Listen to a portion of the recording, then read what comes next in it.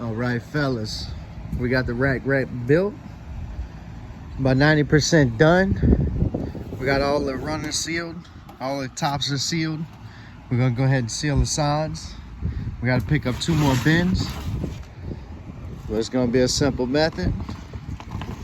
We're just gonna put it right on in there until it hits. We got this brace on the back. That way it'll hit there and stop. And that'll be good. Up top, we got some breathing room. We got a water room. And we got the food. It's gonna be like that on every rack, on every level. That easy, simple as that. So it's gonna be our 3rd and final part of the rat rack. We're gonna go ahead and pick up 2 more tubs because I only have 2 at this time. And pick up a few more water bottles. But there you have it, fellas. Drago's Pythons.